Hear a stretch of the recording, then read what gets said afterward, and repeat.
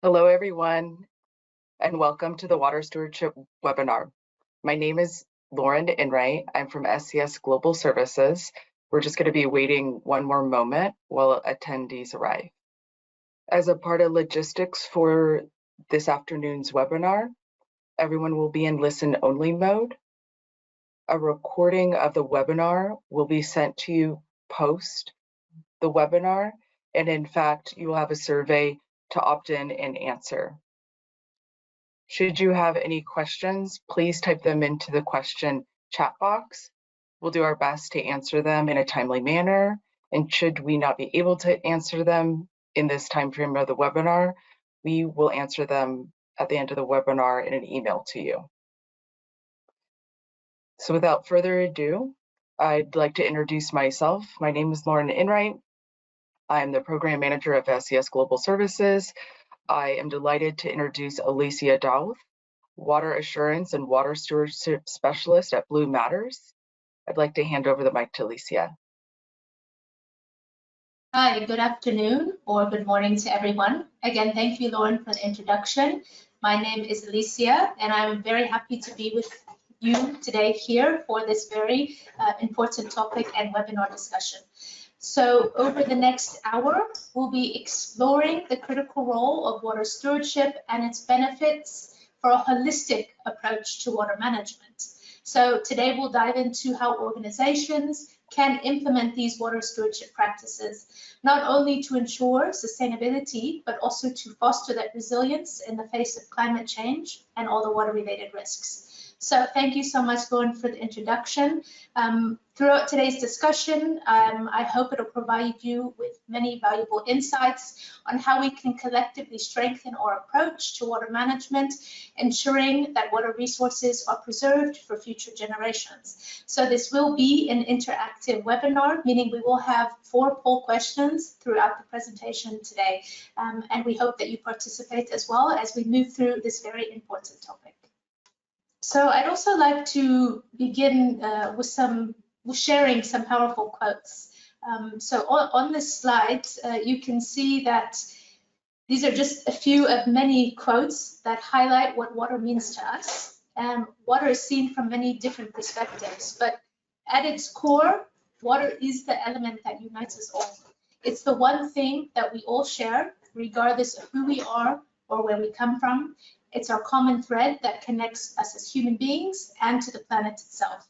So just a few quotes just to get us all in the mood for the topic today is water is the driving force for all nature, of all nature, which is a very valuable perspective to look at it, is we need water more than it needs us. Sustainable water management is not only about ensuring water for today, but it is for the foundation for achieving climate resilience tomorrow. And this comes from the IPCC report. So again, today, we'd just like to introduce ourselves again. We presented here with our contact details. If you would like to get in touch with us, my details for Lauren and for myself, Alicia. Again, my name is Alicia and I am a chartered environmentalist and I'm based in Dubai. I have a strong focus on water assurance and water stewardship, but I do specialize in supporting organizations to implement sustainable water management practices that align with both environmental and business goals. So through my work, I support companies in navigating these complexities of water-related risks and ensuring their operations are resilient and sustainable. So I'm very excited to share the insights along with Lauren and SCS with you today on water stewardship, and we look forward to this meaningful discussion. And for just a little brief history about SCS Global Services, we're an international leader in third-party sustainability certification, consulting, and standards development. We've been in business for over 40 years. Our auditors are based globally, and we've certified organizations to over 30,000 certifications in over 125 countries. We've had the privilege to create 4 institutional networks at SCS. SCS Global Services, which comprises of our certification, our verification, and auditing services. SCS Standards, which comprise of our standards development organization, creating standards across the globe, and SCS consulting that comprises of our consulting services. Our newly developed global heat reduction initiative just launched earlier this year. Our reach is far and wide, with clients streaming from apparel and textiles to minerals and mining, food safety, jewelry, and landing on water stewardship. Our global presence is far and wide as well, with clients, organizations, auditors, and employees working remotely. It's able to address all situations geopolitically wise and across continents, in sectors, and all specific regions. I'm delighted to be able to hand the mic right back over to Alicia as she informs us more about what is going on in the GCC region. Thank you, Lauren. So we're going to dive into water in the GCC. So this brings it into context for those joining us from the Middle East. And we want to talk about why the water landscape in the GCC is so critical. And what is the GCC? It's the Gulf Cooperation Council, which comprises of Saudi Arabia, Kuwait, Oman, Qatar, UAE. The water landscape in the GCC countries is one of the most complex and urgent environmental issues facing this region today. These GCC countries have some of the highest per capita water consumption rates in the world.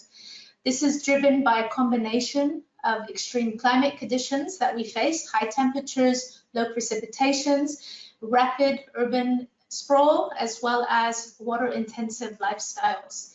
This is all resulting a big strain on our water resources. And we look for unconventional ways to gain our water resources, but also that comes with a lot of our environmental impact. So this poses significant challenges for sustainability and resilience. So aligning with these regional water strategies, there are many regional water strategies, particularly if we're looking at the Kingdom of Saudi Arabia. They have a national water strategy and vision of 2030. So this water strategy is looking to improve the water management through conservation, efficient water use, and desalinated water resources, as well as the reuse of treated wastewater. As part of their Vision 2030, they do focus on improving water management across the kingdom. Their goals are conserving water, using desalinated water efficiently, and then, of course, again, reuse of treated wastewater. So given all these challenges that they're facing of water scarcity, their strategy aims to diversify their use of water resources. So nothing is a waste. They're looking to alternatives. Particularly, they're doing this through advanced technologies like wastewater reuse treatment. They are trying to build better infrastructure capable of treating wastewater, ensuring that they have a reliable water supply for the future, as well as the demand that they project in the next 30 years. If we also want to look here in the UAE has a water security strategy 2036. So this outlines a clear plan to secure the country's water resources over the next 20 years. The focus here is on reducing the dependency on desalinated water where possible, improving the water efficiency, and also the reuse of treated water. The UAE is also targeted to reuse 99% of its treated wastewater in the next few years. This goal is to boost the water storage capacity as well to ensure the long-term security and resilience of water resources. And other strategies that we should be considerate of within the GCC, like I mentioned, Kuwait, Qatar, Oman, is the Qatar National Water Strategy, Kuwait's Water Resource Management and Vision 2035, Bahrain National Water Strategy 2030, Oman's Integrated Water Resources Management. So for context here, we're looking at the GCC water strategy, but we're also looking at what each region is doing specifically to address this. We do know that Qatar's approach to water security is using more efficient water treatment, minimizing waste, and also optimizing the use of desalination technologies. And Kuwait's water resource management is focusing on sustainable practice for water conservation. I think we've come to the point now, we've understood what the problem is, we're all quite aware, but what is certification for water stewardship? So hopefully this part will be interesting to learn more about what is a water stewardship certification. So as introduced earlier before by Lauren, the SCS has many standards, which we have seen in the following slides, with a far reach. So not to go into much deeper context, but we want to talk about the SCS certification standard for water stewardship and resiliency, but this is also known as SCS 116.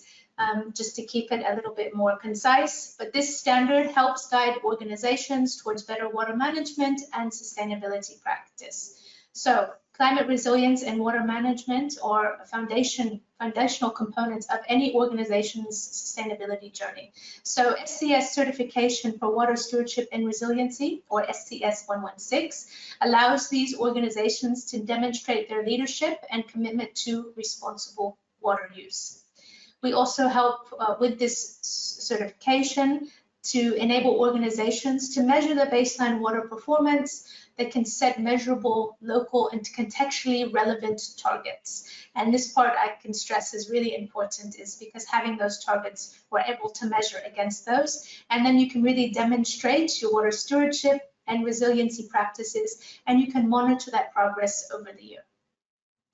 So SCS water stewardship and resiliency certification site specific. For this slide, I think, Lauren, just maybe you can have some key points on the site specific aspects of it, the structure and the format, and what can be some of those key attributes of the certification. Sure, I'd be happy to go through it. The SCS water stewardship and resiliency certification was structured around the EMS systems, environmental management systems, through the ISO 14001 standard. We took this approach for its practicality of implementation and its universal implementation processes for clients in which they already have. So in terms of an example, we've had clients already reach out to us that have ISO 14001 certified sites, and being able to actually crosswalk them over into the SCS water stewardship and resiliency certification. We've incorporated aspects of the adaptation to climate change, incorporation of innovative technologies, alternative sources of water, such as Alicia is describing, such as desalination, reuse, as well as being able to achieve your own specific targets within your organization. So whether it's net zero or net positive, being able to really understand the practicality in the framework to get you up and over that benchmark. I cannot stress how important it is, the monitoring the year over year, even if it's incremental and even if it's slow to adapt. I think that's something that I have noticed with clients in the past, to where they're sometimes afraid to be able to sort of go here, what is our sort of process to monitor? And I can assure you, there are different ways to gain these efficiencies. The scheme process is a 3-year process. So year 1 or year 0 is the initial certification. It's an on-site certification. So we would be going on-site as an auditor.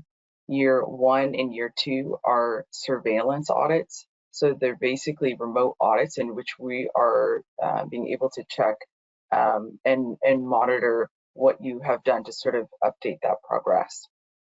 The site-specific claim is really important for an organization to show that achievement and outstanding ability in that specific facility.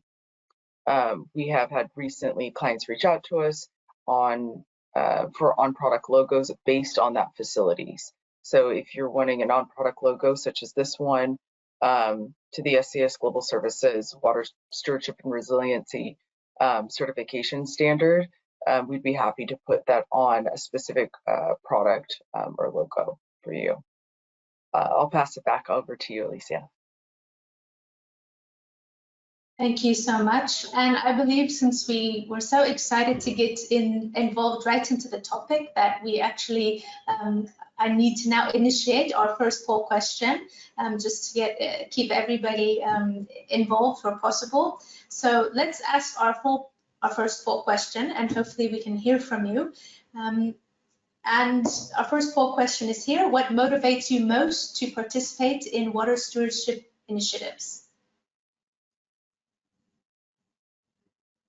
So I'm just noticing, and just to read this out for continuity's sake, is around 2/3 of attendees are saying the motivation is around environmental concerns, and about a third are around corporate social responsibility to their organization. That's good to know. I'm quite glad to see that environmental concerns are on high priority. So if we talk about who's eligible for the SCS certification for water stewardship, it's applicable to all organizations, which is a very flexible sort of certification standard to have. So it can be used for organizations of all sizes and anywhere across various industries, which I think makes this standard something that can really suit anyone. And we can all have that continuity between demonstrating our commitment to that effective water stewardship and resiliency practices. So the goal is to never have an additional standard in the market. There's a lot of terminologies going on. There's many other standards. I think Lauren had also said that they've got different approaches because SCS is quite aware that there are other standards out there. But if you're looking to sort of adopt the SCS or that be part of your system, I think this standard could be right for you to, again, show your commitment and demonstrate your water practices. So in this slide, it's just to give us an idea of, okay, the who would be answered. It would be you. Anybody on this call is able to learn more about this and hopefully find a pathway to the certification as well. So if we circle back to what the certification means, and in the last slide, like Lauren had said, the standard is not something that I believe, and Lauren, you can also correct me if I'm wrong, but this standard really does speak to those at an organization. And the next slide, I think, as well, be able to talk about what these best practices will be at the site level and how this also can align with some of your other sustainability strategies and frameworks that you might already have within your company. So on the next slide, since we're talking about some of these values anyways, there is a value of implementing these best practices at a site level. So the benefits for the organization, as well as benefits for the site's operations and process. So we can see here in very simple terms, there are multiple benefits, whether it's reputational benefit, it's how your brand is being portrayed, it's about confidence from investors, long-term sustainability as well, which I think is an important component, is that it's something that can have a long-term, and it only matures as it develops over time. It can be a competitive advantage having this certification, as well as it gives you that climate resilience for your business operation. But also it offers benefits at operational level for your processes. So you can have operational efficiency, you're able to see the efficiency in place. You have an increased stakeholder engagement, talking about water risks and other challenges that might exist. And there's always that roadmap that can be developed for having, benefits from the certification on that continual improvement, like I mentioned, of maturity over time and that improvement. And this will also help you with maintaining regulatory compliance with the regulators or authorities wherever you might operate on wastewater quality. Is one big one, and to ensuring that you're maintaining your regulatory compliance. Community relations, making sure you're having a good relationship with the community that you're operating with or around, and also sustainable water management and environmental protection, which I think is from the last poll questions, it seems to be a very important point for many of those, where environment might be one of those reasons why they're here today. So it seems we are now at our second live poll question. I know we just had one, but I got carried away in the beginning. But the second live poll question is, how important is water stewardship and climate resiliency to your company's sustainability goals? So we'll just give you a moment to respond, and we hopefully will hear what you guys believe is important. Yeah, we have about 85% of people saying it's important to very important within their organization, which is exactly where it's supposed to be. Yeah. Thank you. That's exciting. I'm glad to hear the results of that question as well. So hopefully you're in the right place on this webinar.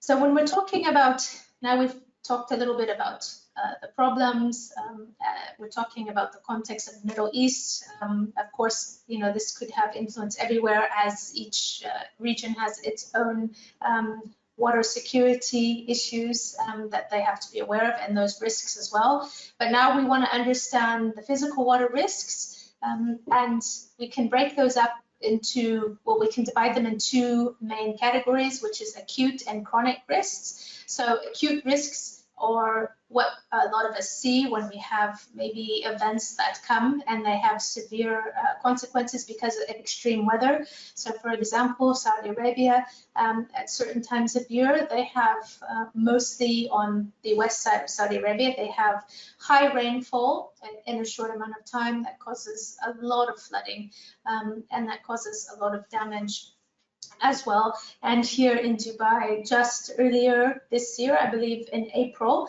we also had severe flooding. So we received a lot of water, much more, a lot of rain in a short amount of time. I can't remember now, but it was over 100. Yeah, it was over 100 mm in a short amount of time, which caused a lot of disruption to Dubai and the whole UAE as well for a few weeks. Also, another example of acute risk is over-extraction of groundwater. So sometimes groundwater can be extracted at one time, and this, you might find that this can sometimes happen during construction activities, or can also happen during operational activities as well for agriculture. Intensity of droughts, sometimes those acute risks are event-driven. Intensity of droughts can be one of them. So if a drought prolongs for long periods of time, another acute risk would also be infrastructure stress, meaning that it can't cope with either the water quality or the water that it needs to treat. If it's a wastewater, for example, is their infrastructure able to treat that? Or can the infrastructure, like a stormwater, manage with rainfall events that cause a lot of flooding and overflow as well? And then we can look at the chronic risks, or their longer term shifts. So this is when we're looking at, we have changes to water availability, or there's that stress within that water availability. We have much higher temperatures, example like the heat waves, where we have a lot of temperatures that are causing a lot of disruption as well to our water resources as well as our health. Extreme high sea level damage to infrastructure. So this is when infrastructure can be compromised from any risks that are caused from water. Flooding, again, can be one of them. And then you can read the rest of the points of them, but the chronic risks are longer term shifts. So I think it's important for us to understand that there are many water risks when it comes to climate, and we need to be aware of those. And the water stewardship certification will help you look at all these risks and be able to sort of understand what these risks mean for you. So earlier when I talked about, so if we move on to the components of the corporate sustainability in 2024, corporate sustainability has evolved into a more integrated, comprehensive concept, I believe as well, is that it's no longer keeping everything, you know, we have a CSR and we have an ESG. Companies today are not just focused on profits, because they can't be, it's no longer business as usual. Profits must also focus on their broader impact that they have. So that should be from a social, environmental, and economic point of view. So when we look at some of the key components of sustainability and that defines our responsible businesses today, we can find some of these key indicators. So the vision and goal for setting long-term value. This could be at the core of components of the corporate sustainability, economic compliance and risk management. So understanding what compliance they need to be in compliance with for any regulatory guidance to make sure that they reduce any risk that they might have. Environmental and water stewardship, carbon footprint, waste management, these are also really fundamental parts of corporate sustainability. Social good and well-being, ethical thinking and governance, and empowerment and influence through collaboration.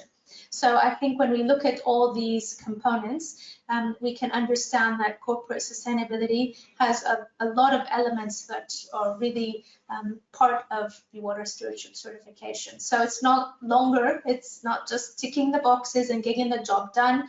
It's about organizations, businesses creating a positive impact across their multiple dimensions. So they want to look at environmental, social, and economic points of views. And these companies can succeed in sustainability if they embrace this, and if they embrace these components within their operations, if they embed it within their corporate culture. They can drive this change through having that collaboration between who they understand to be impacted or who they are impacting.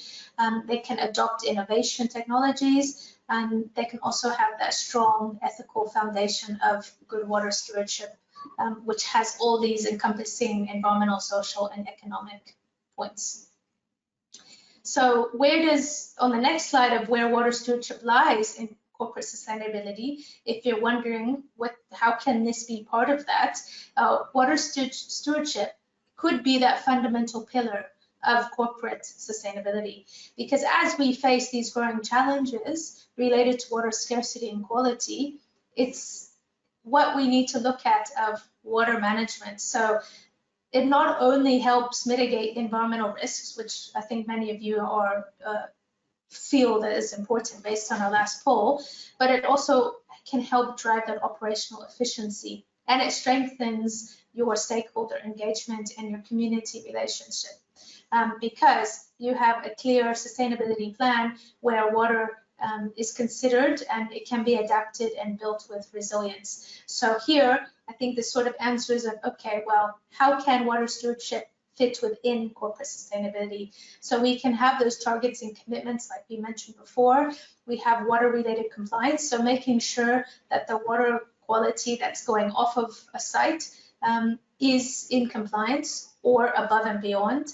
They are adopting technology and innovation to ensure that they are not using water in a way that's not efficient.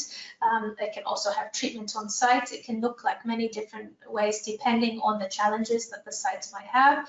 And also, like I said before already, improving our water efficiency, because the whole goal is to ensure that our water consumption is minimized, as well as making sure our water quality is valued. So I think this will lead us to our third poll question of the webinar. We're really interested to understand how your company has implemented water conservation or efficiency measures, or has they? So we can just get an idea here on the poll if you would answer how much your company is implemented these water conservation or efficiency measures. Yeah, this is fantastic. It's about 65–70% have said yes extensively, and to some extent they've been able to implement. That's great. That's really good to hear. I think that puts us in a good spot. So if we look into benefits to the certification, yes, thank you. So what are the benefits? I think we touched on some of them earlier. And I like to think as the benefits is definitely that added value and a win-win for everyone. So just to sort of give a summary of some of the benefits that we have, one of the points is to build that trust with your stakeholders. I think it's important as water stewardship is to ensure that we have those lasting relationships amongst all of our stakeholders, and we have that transparency. The certification does help organizations build their stakeholder trust, which is a very important component of the certification. And earlier in the slides, we said that that naturally helps and enhances your reputation, and it can also have that long-term operational efficiency value on it as well. So from the benefits of the certification, and I think at the end of this presentation as well, if there's questions on this, I think that we can look at the benefits of understanding that it all comes down to how we're communicating and how we're managing. So creating incentives on product water positive net zero claims, if that might be what your company or organization is looking for, demonstrating to investors that your corporate water stewardship and water risks relating to the changing climate are on the top mind of in ESG compliance that we talked about in the last slide.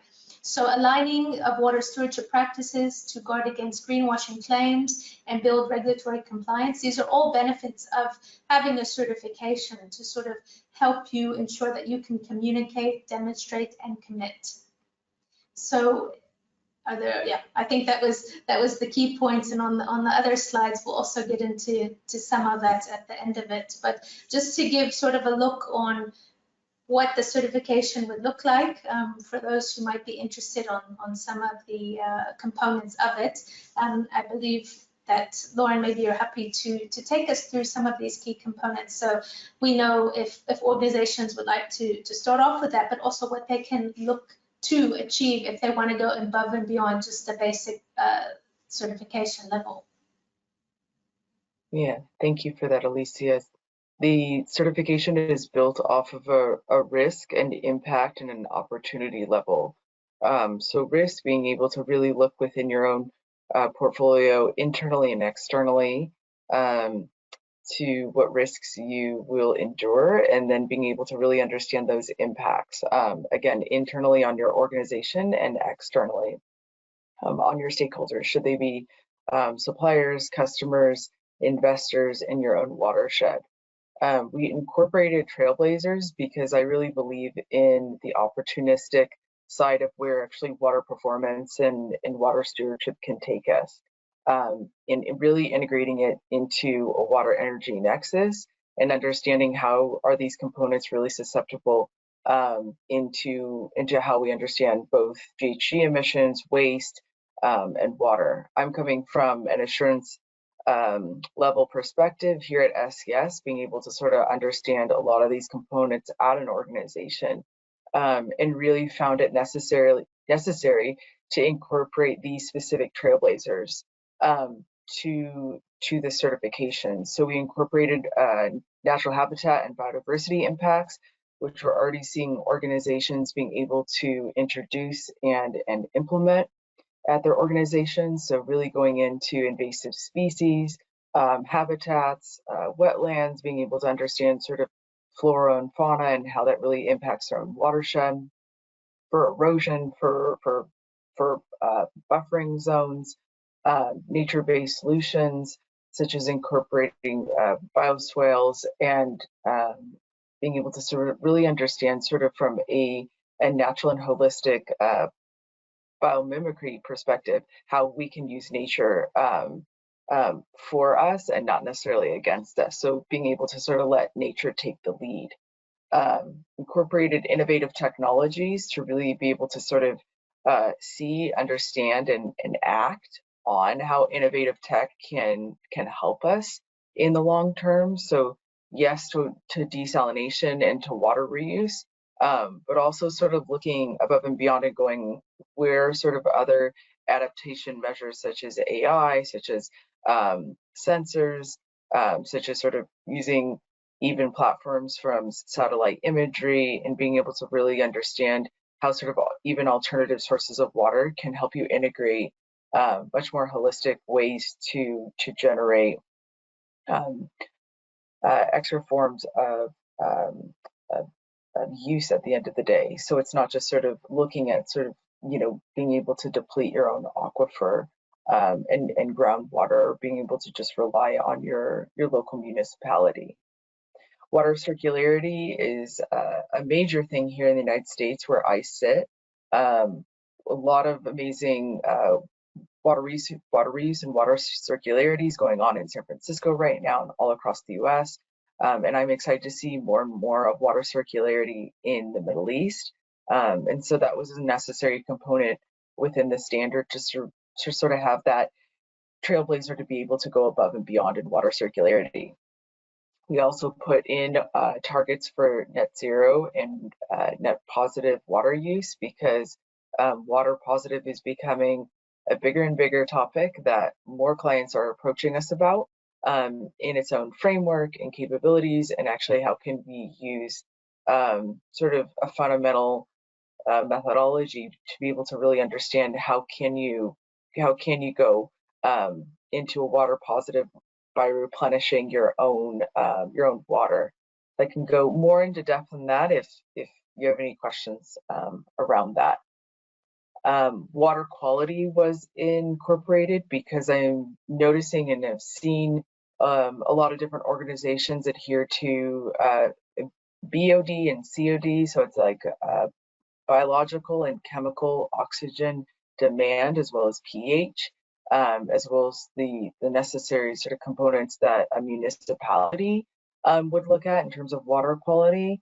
But we've seen pressure from the outside and internally, discussing with experts at how do you go above and beyond? How are you able to really assess microplastics and PFAS, and being able to look at herbicides and fertilizers within an ag business.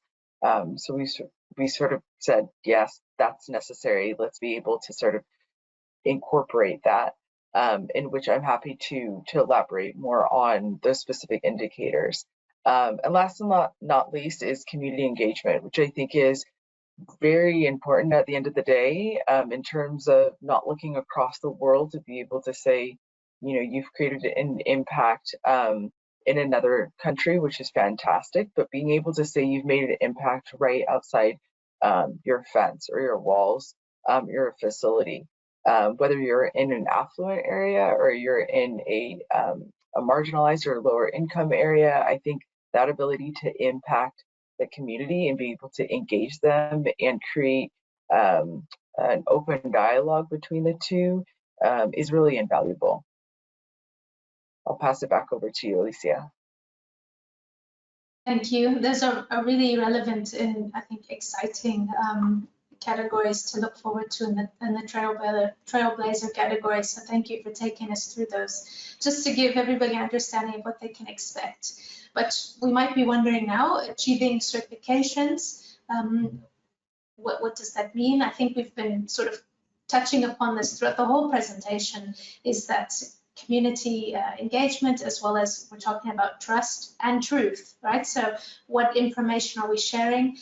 Well, we're sharing information that can be collected through having these approaches for being able to having our targets, having these results, and being able to give the truth and have that transparency from the data that's being collected on site, all the efforts that you might be making on a community level. So the certification is an independent evaluation and credibility to an organization by an independent neutral third party. So this is what we believe, and this is what I believe, part of achieving certification means, is that you are having that independent evaluation, and that will give you that extra credibility by having that independent evaluation. Certifications are achieved when all the indicators and specific requirements are met in the standards criteria. So we just got a look at some of the trailblazers, so it is going above and beyond, but I think that's what we should all be striving to. Certifications, they build that trust and they have that assurance. Certifications, they do create value from best practices. So some of the elements that we saw earlier in the slides is that value can be created from practices that we are implementing and those best practices that we can adopt as part of the water stewardship plan. And certification appeals to consumers. So these are just the key points. I think if there's anything else, Lauren, you wanted to add, but it's good to understand what are the key points of certifications and achieving the certifications. What will it mean for you and the benefits that it does have? So looking on to the importance and value of third-party certification, again, some of these points, I think we've been talking about the whole presentation, but it's important that we circle back to these, because for your understanding, it's about why, it's about how, and then hopefully it'll be about when. And this is where we hope to hear from you at the end of this as well, or in the future. But the independent certification, like SCS, it provides the several advantages, some of them that we've discussed, for businesses that are looking to enhance all their sustainability practices. So we provide the informed and independent perspective through credible audits. So that means the auditor, and at the next slide, we're able to see what the audit process looks like. But having an auditor go through information that is provided to them, as well as later on having a site visit to actually understand what the site is doing, where they're located, as well as validating some of the information. Also, another importance and value of the third-party certification, so it helps assist the clients to identify improvement opportunities that they might have, and that's what it's all about. It's about improving, and it's about seeing those opportunities and have that added value. It also can demonstrate sustainable business practices to customers, so customers know that there are sustainable practices happening from a business level. Can demonstrate the commitment to sustainability. Again, it's all about that commitment and making sure that you can have be that pioneer within that space, and showing that you are committed to it, and you're doing that by getting a third-party certification, adding that credibility to your corporate ESG reporting as well. And it also provides objective evaluation against a set of criteria. So we got a glimpse of trailblazers, but also by having this very, I would say, stringent but clear and in most cases achievable criteria, it gives you something to aim for. It gives you a way to set the targets and to meet those targets as well, and be able to communicate the results from achieving those targets. And it substantiates claims made on and off products regarding the company's commitment to sustainability. So sometimes when we're faced in the world of greenwashing, or are they really doing what they say, or how do we know that they're doing what they say, this third-party certification can add that value. It has something that others can see that, yes, they are taking action, they are doing something. It won't always be perfect in the beginning, but it's something that over time, they've started something, and over time they can build something that will be very, very strong and beneficial to the community as well as to their customers. So I think in summary for this, of course, I'm all for it, and I believe that certification is a really good way to package up all water stewardship efforts that are happening on a site, as well as touching on many other components that we're looking at from an environmental perspective as well. Independent certification provides that transparency, it provides the credibility, and it has that competitive advantage that I think a business needs now. It helps strengthen their sustainability practices, and again, it builds that trust, like we've seen, and trust, and sharing information between the customers and investors. So this brings us to our last poll question. And again, I'm very excited to hear from everybody on how does your organization track its water use. We're just interested to see how you are tracking what water you're using. So I'll give everybody a moment to tell us that. Yes, I'll read out the polls. About a third said there's no tracking system in place, so there's an opportunity to be able to implement. About 17% said they have basic reporting in place, and the rest of the attendees, the other half, said they have regular audits and monitoring in place. Okay, so really a variety of all we're a little all across the board, which is exactly where it's supposed to be. Yeah, well, that's good to hear. Thank you everyone for participating in those polls. It gives some valuable insight on what everybody's doing or what they like to do. So on the slide of, I think we've moved on now, we're looking at water stewardship and resiliency certification. We're looking more on this scheme process and the 3-year certification cycle that Lauren was talking about earlier. So I think on this slide, it's just to give you that glimpse of what an audit would look like. So maybe Lauren, you could just take us through those key points of what somebody could expect once they want to go through with this certification. What can they expect to see from it? Sure. Thank you for that. So in terms of the scheme process, it's a 3-year certification cycle. Year 0 is your initial certification. It's on site. And essentially what you are achieving is tier 1. So you'd be able to adhere to all the pieces um, on risk and the impact, and being able to really understand sort of from a very basic point of view, what are you being able to sort of take that next step towards. So it's creating a baseline is what it is. Year 1 and year 2 are surveillance audits. Those are remote.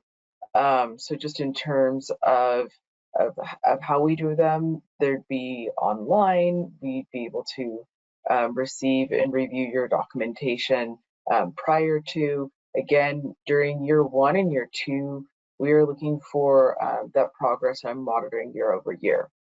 In year 3 is where we would see the recertification, and that would need to be on site and just being able to sort of understand, has anything from a facility level changed, and being able to sort of adhere on the ground to those best practices being implemented.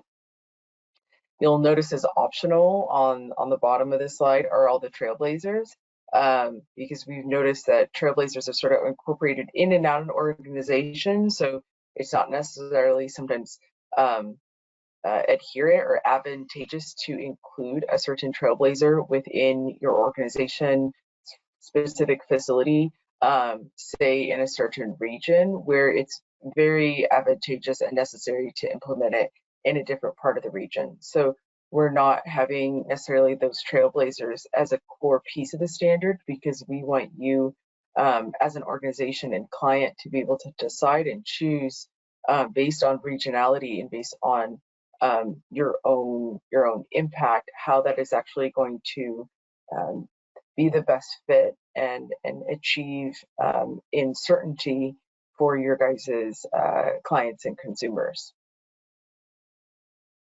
And I really like that, Lauren, because I believe it's like that, depending on where they are at within, you know, what they're looking to achieve. So we've heard on the last poll that some are tracking, some are not.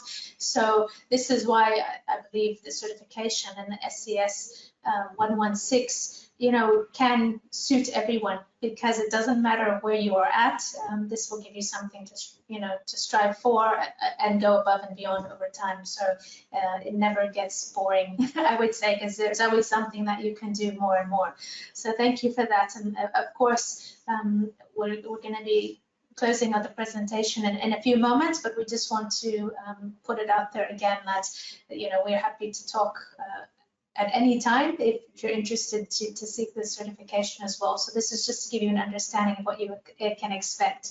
And at a later time, we'll happily take you through it. But on the next slide, if we're sort of looking again from, you know, what the different stages entail, I think we just saw sort of a summary of this, but it gives you an understanding of what you can expect as well in terms of what information we might be looking for, the SCS certification, and how the documentation that we'll review ahead of the audit.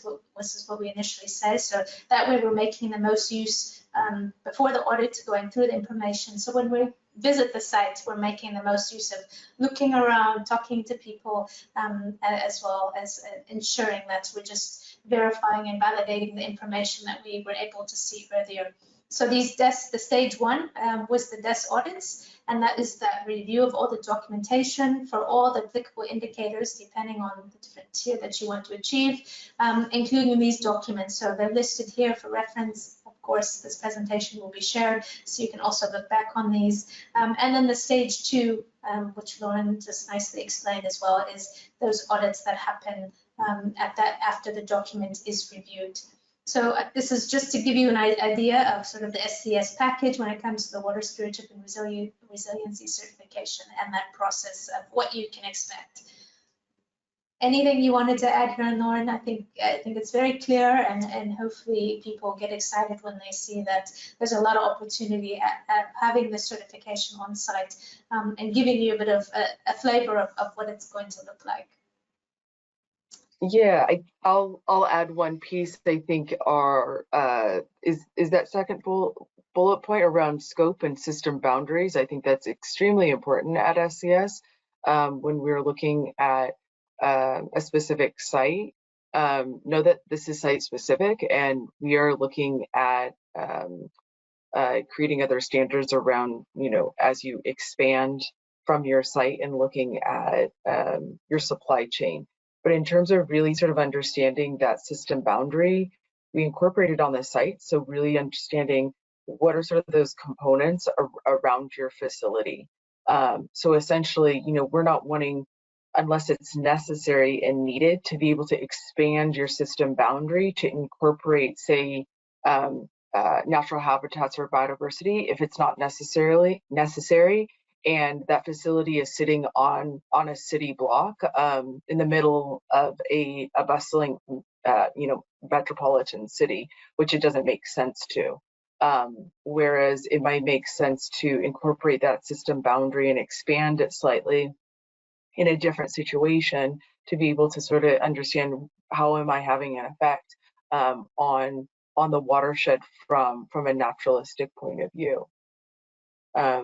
I think just to imprint the fact that SCS won't go and won't spend the time and money and won't waste the client's time, energy and money unless all and necessary documentation is in place, which is actually a benefit to both parties. We see the constraints on budget. We see the constraints on resources, and really being able to value and respect the client's time throughout our 40 years has been actually really amazing to be able to say we're going to be on site for a half day or a whole day, and being able to sort of understand, okay, from that day we'll gain the understanding that will sign off or not sign off depending on conformancies or non-conformancies. I'll pass it back over to Alicia, but I think we're starting to sort of wrap things up. Yes, yeah, thank you for that as well. And I think as we conclude, we really just want to touch on the points that, yeah, it's about understanding the context, and that's why the certification will be able to, be flexible on the context of where the site is, the operation that it's doing. So this is also another benefit on this certification, is taking that into account. So as we wrap up today, and I'm sorry it has to come to an end, because I think Lauren and I could probably talk about this topic all day and go above and beyond, but this was just, I think, to give everybody an idea of what the GCC is doing, some of the challenges that we're having in the GCC, wherever you might be, or even outside of the GCC. But we're taking important steps, the GCC countries, Saudi Arabia, the UAE, Oman, Bahrain. We want to secure its water future, and they're doing so by these innovative solutions. They have desalination technologies now. We're having more water reuse technologies, and we're coming up with those climate adaptive practices. So there's a lot of positive things happening and a lot of great things happening. But it's clear that technology alone isn't going to solve everything. This is why I believe that water stewardship, it can help manage this precious resource of water. So technology is great and we need it, it has its place, but the water stewardship is really what we also need. It's sort of that key to ensuring that long-term resilience and sustainability in the region and beyond. So by embracing water stewardship, we're not only protecting the environment, which is, number one, but also we're supporting the economies and the communities. And that was a big point that was discussed in the whole presentation, is communities and how we're working with them, how we're speaking to them, information that we're getting out to them. So it is a collective effort, which means it takes all of us. It takes a lot of coordination, communication, but that's where all the value and the benefits come from. So together, we can help build a water secure future for the GCC, where I'm based, but also I think beyond globally. And so I hope this was a very informative session for everyone. If you're here in the Middle East, if you're not, and I'm really happy to be here with Lauren, and thank you to SCS for having me here today to talk about their SCS 116 water stewardship and certification. So thank you so much, Lauren. Thank you. Thank you so much, Alicia. I have a few questions just as we wrap up that I've popped in the chat box. So I'll read them out to you, and we can either ping pong them back and forth. An attendee asked, could you please elaborate on right for innovation partnerships? I can touch upon this. I think as far as what we have seen in the development of the standard and the launch of the standard in June of 2024, I have seen a crazy amount of uptick from tech, consulting, and engineering firms reaching out to SCS and me specifically on creating partnerships with those organizations, which already has gained a lot of traction underlying with clients, and then actually much more on the surface to sort of say, yep, we're in partnership. This is really how we're working together. So as an example, clients and organizations have embedded the SCS Water Stewardship and Resiliency Standard into their best practices to be able to step back and show those clients through this technology and through their own methodologies within that organization, whether it's engineering, whether it's climate, water tech, and or consulting. I'm noticing those upticks of partnerships, which is extremely exciting to be able to pass back and forth that knowledge. I'm seeing an uptick in Europe, in Latin America, and in the United States, specifically in the United States around AI and ag and manufacturing. So if there's anyone sort of specific in the GCC or in the MENA region that is looking at more of a formal collaboration or partnership, feel free to reach out to me. There's another question around the uptick in development, just around in specifically the GCC, which I think probably you, Alicia, would be better suited to. I used to live in Dubai. It was like 10, 15 years ago. That I know it's grown significantly in the last several years, with specifics to what is going on in Saudi Arabia, and all along Dubai and Abu Dhabi. Just interested in the question around how is development met with profit, met with water stewardship, and really where is that intersection, and how water stewardship will help development at the end of the day. Yeah, and it's a great question because there's a lot happening here in the Middle East, and just as I noted earlier, is that we've got sort of this overall water strategy, but each region is sort of taking their own strategies on board, as they should, because there's context issues that need to be addressed, and there's different challenges, although we all face the same challenges of being water scarce. And so what I am seeing is that at the moment, a lot of developments, let's go for developments, for example, are meeting stringent sustainability targets and standards, whether it might be from LEED or whether it might be from WELL or all these other sustainability standards that they are trying to achieve.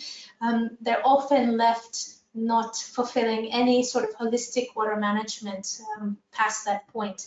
And so we're getting a lot of curiosity and interest on, okay, well, we've met the highest standard for our building to operate, but what's going to happen after that? So what I can see is that And what I know is because I've been approached from many different angles on, well, what if we have this standard in place, or can this come, and can we use components of that? And so I think what people are looking for, what businesses, organizations are looking for, is a way that they can sort of ensure that their operation, that their business is going to be able to withstand the huge amount of change and growth that's planned to happen here, especially in Saudi Arabia and the UAE, as many people are moving here, as development is increasing, which means there's a huge strain on water resources that's only limited in supply. So a lot of these companies and organizations, business are looking for a way that they can build that resiliency at their level, but also how can they get on board with the visions that the ministries are setting and the regulations that are being enhanced to ensure that water quality is of high standard. So the certification, I believe, will be a very clear way for all those entities from all sectors to be able to manage the limited water resources responsibly.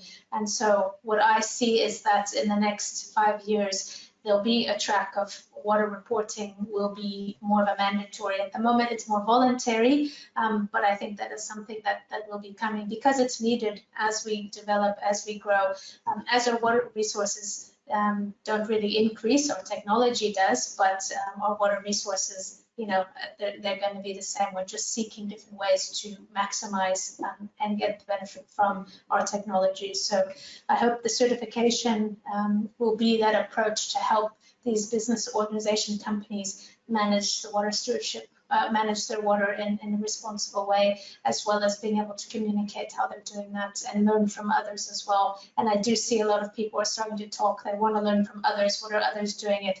How can we do it? And how can we be doing it above and beyond? Amazing. Thank you so much.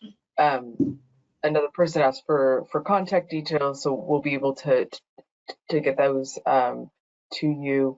As far as the conclusion of this webinar, I think we're just about time. So if there's any other questions, feel free to type them in.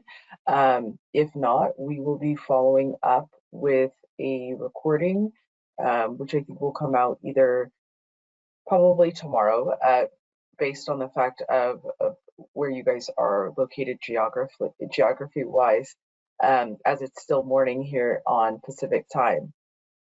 This has been a true pleasure to be able to speak with you, Alicia, and as far as taking this certification forward, and it's super exciting for us to be able to showcase this. And I can already say, just without hesitation, that a recent client actually is signing up for the SCS Water Stewardship and Resiliency certification in the Middle East, specifically in Dubai, and it's extremely exciting to be able to sort of already see this uptick and be able to share more and more details in the future. Alicia, feel free to end it and let me know sort of if you have anything else to add. I don't. Thank you so much again, everyone, and thank you to Lauren, SCS. I've had a great time chatting about the SCS 116. I'll just call it that because it's a mouthful, but SCS 116, really happy to speak about it, and I'm excited to hopefully see more of it here in the Middle East. Thank you so much.